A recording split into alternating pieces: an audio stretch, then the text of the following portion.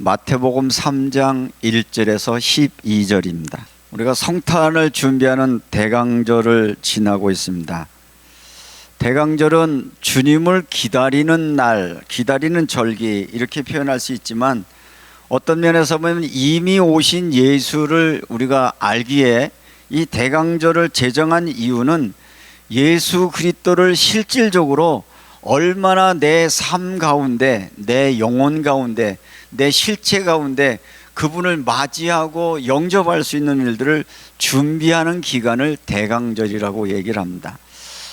지난주에 그 현충로에 우리 교회 이름으로 성탄 추리를 장식하면서 여러 가지 장식하는 마음 속에 기도의 제목은 하나님, 이 성탄의 알림의 이 소식들을 아는 사람들이 혹시 저들 지나가는 많은 사람들 속에 주님을 알고 싶은 마음이 생겨지고 주님께로 가까이 나고 싶은 마음이 생겨지기를 원합니다 하는 마음으로 기도하는 마음으로 성탄 추리를 했습니다.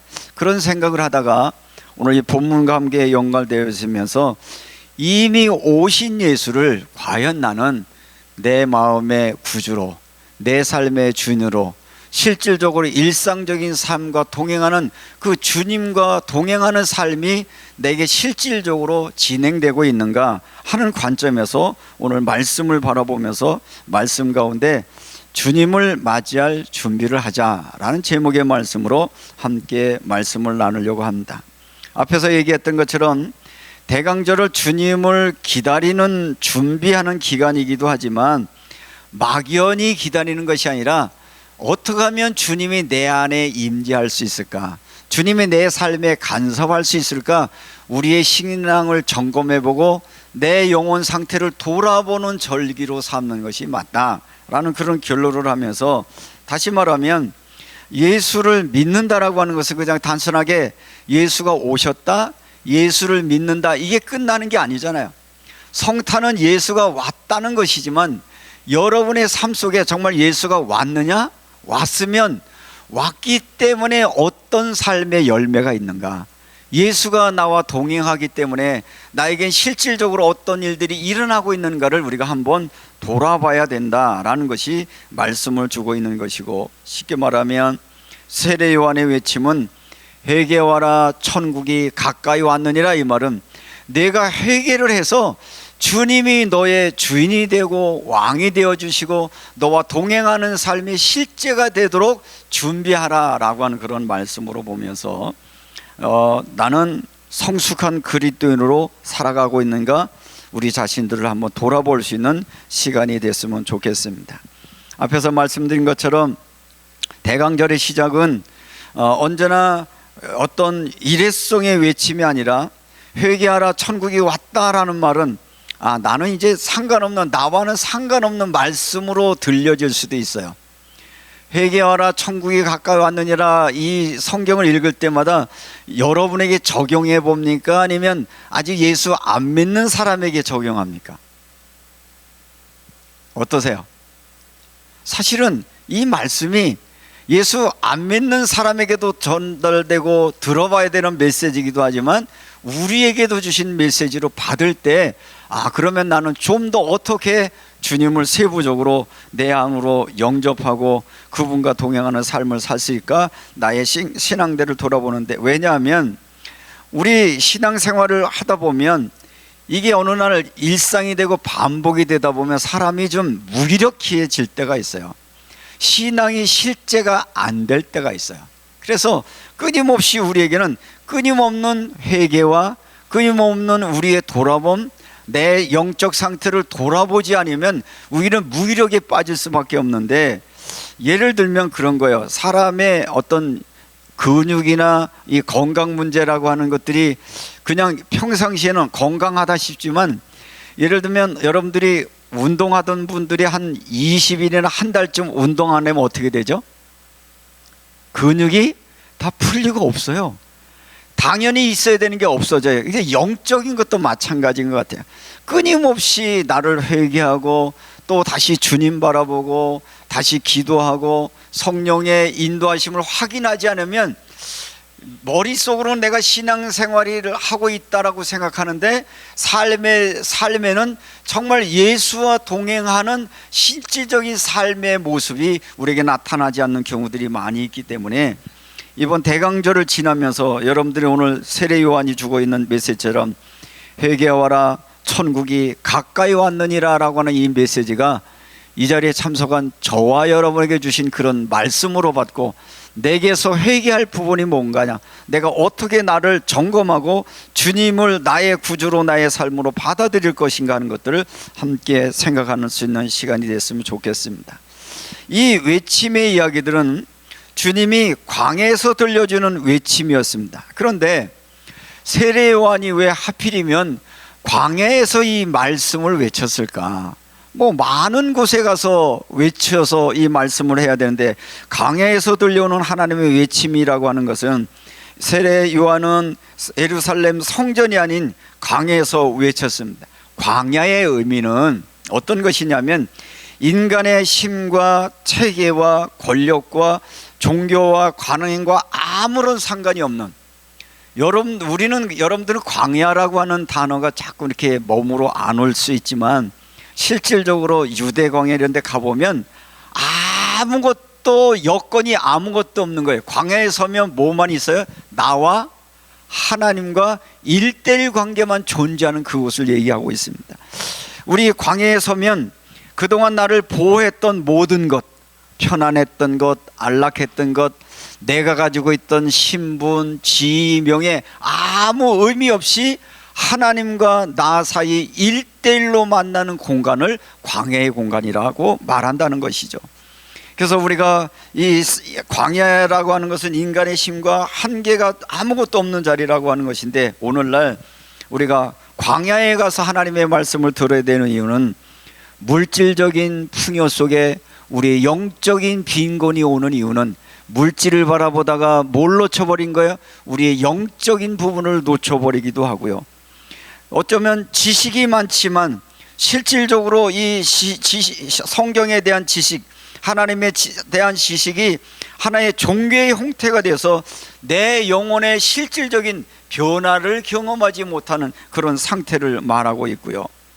교회는 많지만 교회가 그리스도의 향기를 잃어버리는 오늘 시대의 모습이기도 하고, 광야의 시대를 우리가 서게 하는 것은 세례 요한이 어떤 면에서 보면 한국교회가 다시 초대교회로 돌아가서 처음 사랑의 자리로 돌아가서, 어쩌면 복음이라고 하는 것은요, 우리에게 지금 가지고 있는 환경, 여건과 상관없이 내가 아무것도 할 수 없는 무력의 상태에서 초대교회는 예수 그리스도의 복음이 들어왔고, 예수 그리스도의 복음 때문에 지금 여러 가지 환경이나 여건이 만들어졌는데, 사람들은 예수는 놓쳐버리고 어디에 마음을 뺏겨요? 내게 있는 환경, 내게로운 풍요, 여기에 마음을 빼앗겨서 예수는 간 곳 없고 환경 때문에, 여건 때문에 낙심하고 실망하고 있는 우리의 신앙의 모습은 아닌가 하는 것들을 보면서, 어떤 면에서 보면 광야에서라고 하는 것은 오직 하나님과 나 사이의 1:1 관계에서 그 만남의 은혜의 축복을 누리라고 하는 사실입니다. 저도 이 말씀을 증거하면서 정말 내가 예수 만난 그 기쁨의 감격을 누렸던 때가 어느 때인가 놓고 보면, 아무것도 없고 아무것도 할 수 없는 때 나에게 유일한 희망이 되었고 꿈이 되었고 삶의 이유가 되었던 것은 예수 그리스도, 그분이 나의 구주요 나의 사랑이라는 그 믿음 하나 때문에 사실은 나의 모든 삶을 버틸 수 있었는데, 지금은 어떤 면에서 보면 만들어진 환경, 여건, 이것을 바라보다가 그 처음에 주님 만났던 기쁨의 감격은 잃어버린 채 실망하고 낙심하며 살아가는 그런 모습을 보게 되어집니다. 그래서 오늘 성경은 다시 말합니다. 회개하라 라고 말하면서 회개에 합당한 열매를 맺으라고 말합니다. 이것은 우리는 회개라고 하면 후회라고 생각을 해요. 내가 후회한다, 내가 잘못했지. 후회가 회개가 아니라, 회개라는 말은 감정적인 것으로만 인정하는 것이 아니라 삶의 방향을 바꾸는 것이 진정한 의미의 회개인 것인데, 회개에 합당한 열매를 맺으라고 하는 것은 눈물 흘리는 감정적인 반성이 아니라 인생의 삶의 전환점에서 다시 믿음의 길로 나가라고 하는 것을 요청하고 있다라고 하는 사실입니다. 그러면 우리가 회개에 합당한 열매를 맺는다라고 하는 실질적인 현재적인 의미 뭐냐? 신앙을 자기 만족의 도구로만 여기는 우리의 신앙에서 우리는 회개해야 될 필요가 있습니다. 신앙은 내 만족을 위한 그런 사적인 소비가 아니라, 신앙이라고 하는 것은 이것을 좀 차원 넓혀서 예수의 그 사랑과 은혜를 입은 내가 어떻게 이 사랑과 은혜를 또 주변과 이웃과 함께 나눌 수 있을까, 여기까지 좀 성장돼야 되는데 우리는 내 만족으로만 우리의 신앙의 모든 것들을 허비하다 보니까 내 감정에 맞지 않으면 신앙으로부터 외면하려고 그래요. 신앙생활에 낙심하는 사람들의 특징을 보면 기분 나빠져서, 실망이 돼서, 아니면 두려운 마음이 생겨서, 그래서 자기 이익적인 것 때문에 이런 부분들에 빠진다라고 하는 이야기를 여러분들이 볼 수 있습니다. 또 우리가 회개하라는 말씀을 아는 것으로 멈추는 것이 아니라 말씀이 실제가 돼야 된다는 것을 의미하고 있는 것이죠. 그래서 말씀이 실제가 된다는 것, 우리가 예배의 형식에 만족하지 않고 이 예배를 통해서 하나님의 은혜가 여러분에게 임하도록, 하나님이 지금도 우리의 예배를 받으시고 여러분이 예배하는 여러분의 몸과 여러분의 삶을 받으신다는 것을 체험할 수 있는 그런 은혜가 여러분 안에 있기를 주님의 이름으로 축복합니다. 교회 안에서만 은혜 받다고 말하는 것이 아니라 받은 바 은혜를 가지고 어디로 가야 돼요? 가정에 가서, 여러분 일상에 가서 받은 바 그 말씀이 실제가 되고 삶이 되어서 생활 속에서 정말 주님과 동행하는 그런 은혜의 삶이 되어지는 것을 우리가 어쩌면 회개에 합당한 열매를 맺는 것이라고 하는 사실을 말씀하고 있습니다. 오늘 우리 이 사회를 보고 우리 개개인을 보아도 한국교회가 가지고 있는 실질적인 우리의 메말라버린 영적인 모습은 뭐냐? 너무 빠른 경쟁 시대를 살다 보니까 우리의 신앙이 내 중심이 되고 이기적인 마음이 되니까 옆에 사람들 타인을 배려할 마음이 없어져 버렸어요. 나 살기에 급급하고 내 감정 다스리기에 급급하니까 주변 사람을 돌아보는 것을 놓쳐버리고 말았고요. 어쩌면 그러다 보니까 온라인 문화 속에서 수많은 사람들은 언어적인 분노와 언어적인 비방들을 쏟아내는 것들에 마음을 해서 그 많은 사람들이 자기에게 비난하는 마음 때문에 삶을 포기하는 사람들이 굉장히 많이 생기는 시대가 됐잖아요. 뭐 연예인이 됐든 정치인이 됐든 비난하는데, 누군가를 비난하는데 우리의 마음들을 너무 많이 소비해버리고 있고, 마치 그것은 다른 사람을 비판하면서 자기는 정당하다고 하는 이야기하는 것인데, 어쩌면 돈벌이 수단으로 사람들을 비난하고 비난하는 것들이 우리 사회에 팽배하고 있는 많은 모습들이고요.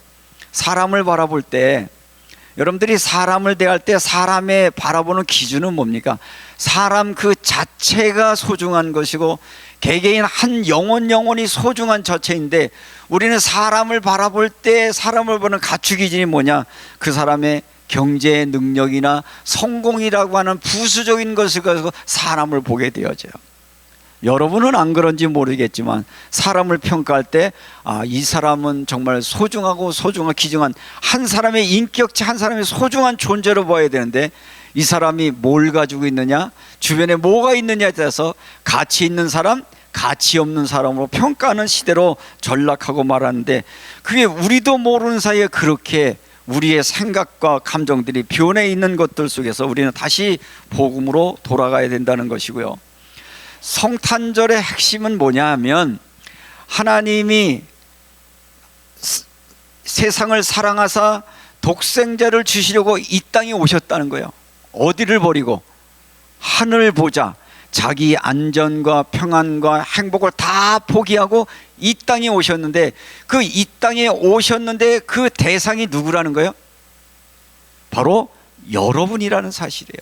나라는 사실이에요. 나뿐만 아니라 내 옆에 있는 사람을 위하여 주님이 오셨다는 거예요. 내 옆에 있는 사람이 어떤 초라한 모습이 되었든, 어떤 면에서 보면 실패한 인생처럼 보여지고 절망에 빠져 있는 것처럼 보여지만, 여전히 하나님의 사랑은 저를 향하여 이 땅에 오셨다는 것이 바로 성탄절의 기쁨이고 성탄의 가치라고 생각을 하면, 이 성탄은 어떤 특별한 사람을 위한 것이 아니라 이 땅에 존재하고 있는 고통과 어려움과 힘겨움 속에 있는 모든 한 사람 한 사람에 찾아오신 하나님의 사랑이라고 하는 사실들을 여러분이 깨닫고, 그 힘겨워하고 어려운 사람에게 하나님의 사랑이 당신에게 찾아오십니다라고 하는 이 복음을 전할 수 있는 대강절이 되어주시기를 주님의 이름으로 부탁을 드립니다. 그러면서 오늘 저는 본문의 말씀을 읽다가 많은 사람들이 선지자 세례 요한에게 와서 회개하고 자복하고 요단강에서 세례를 받았는데 7절을 한번 보시겠습니다. 요한이 많은 바리새인들과 사두개인들이 세례를 베푼 데로 오는 것을 보고 이르시되, 독사의 자식들아, 누가 너희를 가르쳐 임박한 진노를 피하라 하더냐. 그러므로 회개에 합당한 열매를 맺고 속으로 아브라함이 우리 조상이라고 생각하지 말라라고 하는 이 대목에서 우리는 이 세례 요한이 봤을 때 종교의 가장 신앙생활 잘하게 보이는 사람 누구였어요? 바리새인 사두개인들이었는데, 저들은 정말 실질적으로 회개해야 되는 대상들이었구나라고 하는 것들을 성경이 지적하는 걸 보면서, 아이고 그때 당시에 종교 지도자들이 많이 타락했네, 요까지만 보는데 사실은 요 7절 8절에서 누가 보여지냐면 내가 보여져야 되거든요. 어쩌면 여러분이 신앙이 있는 것처럼 보일 수 있어요. 신앙생활 잘하는 것처럼 느낄 수 있어요. 여러분 나름대로 예배에 참석하고 나름대로 최선을 다하고, 다른 분들이 교회는 잘하지 않아도 여러분이 예배 자리에 왔고 성만찬도 받고 하지만, 어떤 면에서 보면 우리의 영적인 내면의 세계를 더 깊이 보면 혹시 내 영혼이 병들어서 겉모습은 주님께로 나온 것 같고 겉모습은 신앙생활하는 것 같은데, 내 안에 정말 예수 그리스도의 새 생명이 넘쳐서 그 생명으로 말미암아 주님과 동행하는 삶을 살아가고 있는가 하는 것들을 한번 돌아보는 시간이 돼야 되겠다 하는 생각을 하면서, 오늘 이 본문의 말씀 가운데 특별히 도끼가 나무 뿌리에 놓여 있다는 말은 심판하겠다는 말이 아니라 아직 기회 있을 때 회개하라. 아직 하나님이 은혜 주었을 때 내 마음속에 완악한 마음, 종교화되어진 마음, 신앙생활 하다 보면 우리도 모르는 사이에 나태해지고 무기력해지고 나약해지고 우리의 영적인 무지에 빠지는 그 상태에서 벗어나 다시 주님의 임재를 기다렸던 처음 사랑으로 돌아가는 말씀으로 받으면서 다시 한번 기도하게 되어집니다. 이제 결론적으로 얘기합니다. 성탄절을 우리가 준비하고 있는 이 대림절, 여러분 개개인들의 마음속에 주신 이 하나님 말씀 속에, 하나님 내가 광야에 서서 정말 나의 있는 모든 걸 다 내려놓고 오직 주님과 나 사이의 1대1에 얼마만한 친밀감이 유지되고 있는지, 어떤 면에서 보면 광야를 아까 얘기했을 때 광야는 아무것도 없는, 주님 혹시 내가 건강을 잃는다 하더라도, 내게 있는 모든 경제력이 무너진다 하더라도, 내게 있는 명예와 상관이 없는다 하더라도 내가 주님으로 만족하며 주님 한 분으로 믿음과 소망을 가질 수 있는 그 믿음이 내게 있는가 한번 돌아볼 수 있는 시간 되게 앞서서 기도했으면 좋겠다 싶어지고요. 그래서 대강절을 지나면서 이제는 주님을 기다리는 게 아니라 주님을 다시 한번 여러분의 마음속에, 여러분의 삶 속에, 여러분의 삶의 현장 속에 영접되어서 주님과 동행하는 성숙한 그리스도인으로 살아날 수 있는 놀라운 역사가 여러분에게 있기를 주님의 이름으로 축원합니다. 처음 주님 만났던 그 감격과 은혜와 그 변화의 자리로 다시 한번 주님을 초대할 수 있는 대림절이 되어서, 오늘 회개하라 천국이 가까웠느니라고 하는 그 회개하라고 하는 그 주체가 성경에 등장하고 있는 과거의 사람이 아니라 혹시 아직도 내게 무뎌지고 아직도 무감각에 빠져있는 세상의 모든 것들의 마음을 빼앗겨버린 나의 굳어진 심령과 마음속에 주신 말씀으로 받고 회개에 합당한 열매를 받고 예수 그리스도를 여러분의 삶의 중심으로, 여러분의 가정 속에 왕으로 주인으로 모셔서 날마다 주님과 동행하는 승리의 삶이 되시기를 주님의 이름으로 축복합니다. 그 시점은 어느 때냐? 주님 오신 것 그것 하나로 나는 만족하고 그것으로 말미암아 새 소망과 새 꿈을 갖고 믿음으로 살아가는 그 자리인 줄로 기억하고, 이번 성탄절이 이제까지 경험하지 못했던 주님이 여러분 안에 임재하셔서 주님의 사람에게 담겨지는 최고의 축복의 성탄절이 되어지시기를 주님의 이름으로 축복합니다. 기도하겠습니다.